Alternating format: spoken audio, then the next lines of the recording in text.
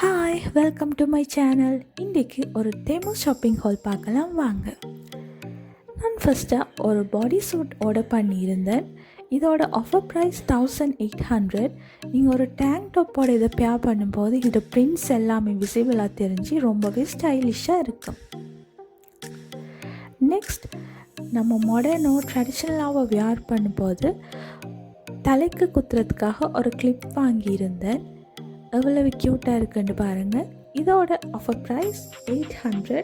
இது அன்காமனாக ரொம்பவே நல்லா இருந்துச்சு. நெக்ஸ்ட் ஒரு க்யூட்டான ஒரு வாட்ச் அண்டு வாங்கியிருந்தேன்.